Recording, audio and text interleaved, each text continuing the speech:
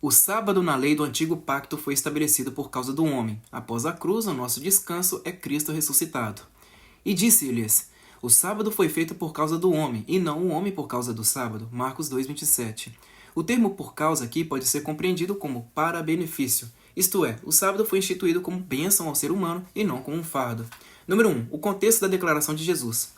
Essa declaração de Jesus ocorre no contexto de mais um conflito com os líderes religiosos da época. O evangelista Marcos narra que Jesus e seus discípulos estavam passando por uma plantação em um dia de sábado. Ora, aconteceu atravessar Jesus em dia de sábado as searas, e os discípulos, ao passarem, colhiam espigas. Marcos 2,23. Os discípulos colhiam espigas, possivelmente de trigo ou milho, para se alimentarem. Número 2. A acusação dos fariseus. Os fariseus, ao presenciarem isso, acusaram os discípulos de violarem o sábado. Advertiram-no os fariseus: vê, por que fazem o que não é lícito aos sábados? Marcos 2,24. Vale destacar que, segundo a lei de Moisés, colher espigas para matar a fome não era considerado roubo, mas permitido. Deuteronômio 23:25. O problema para os fariseus estava no entendimento rigoroso e distorcido sobre o que seria trabalho no sábado. Eles interpretavam essa ação como colheita, algo proibido nesse dia. Porém, o texto deixa claro que os discípulos apenas atravessavam a plantação e não trabalhavam nela como lavradores. Número 3. A resposta de Jesus com base na Escritura. Jesus então responde lembrando o episódio com o rei Davi.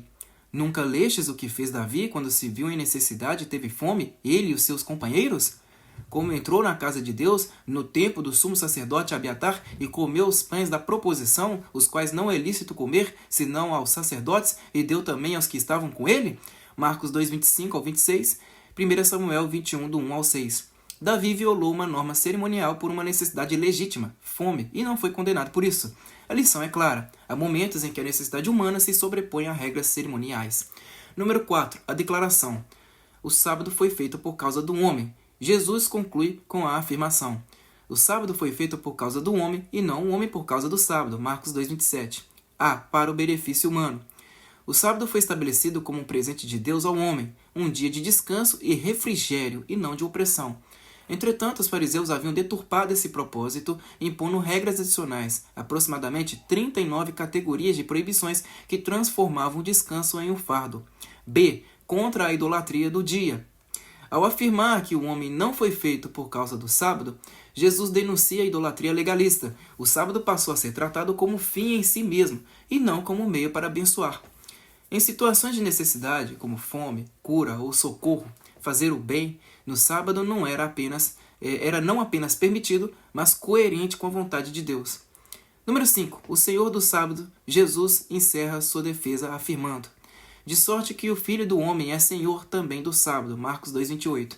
Com isso, ele reivindica a autoridade divina sobre o sábado, revelando que não estava violando a lei, mas revelando o seu real significado.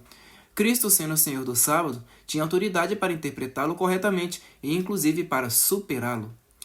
A nova aliança e a superação da lei do sábado.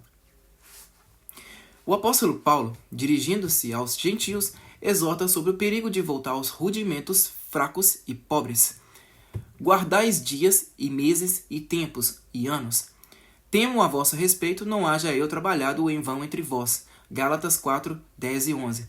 Porque o fim da lei é Cristo para a justiça de todo aquele que crê. Romanos 10, 4.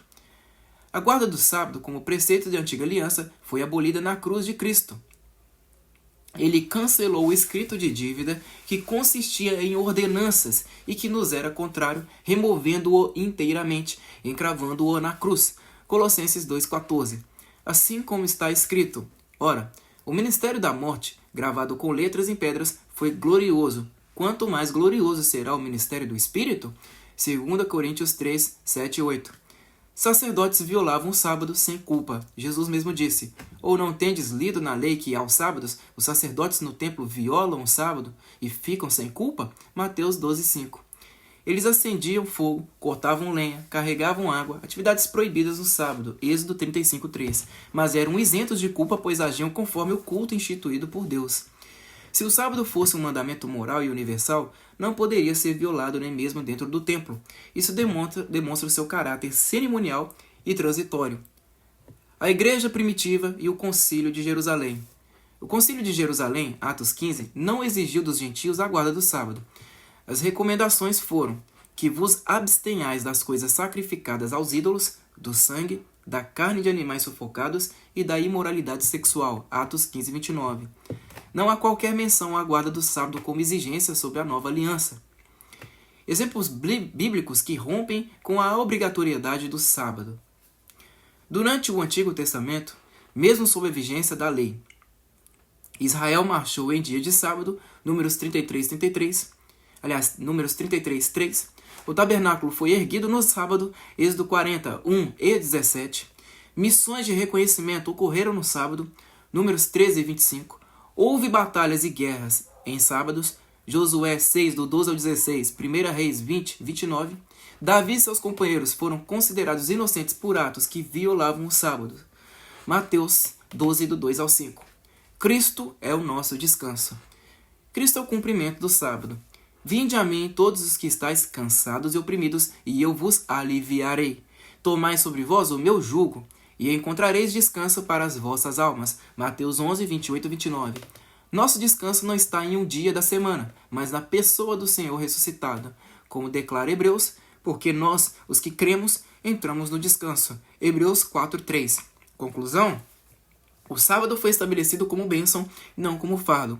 Os fariseus deturparam seu propósito. Jesus, ao declarar-se Senhor do sábado, revelou que ele é o verdadeiro descanso. A guarda do sábado, como parte da antiga aliança, foi abolida na cruz. Colossenses 2, 16 e 17. Sob a nova aliança, somos chamados a descansar em Cristo, não em dias ou rituais.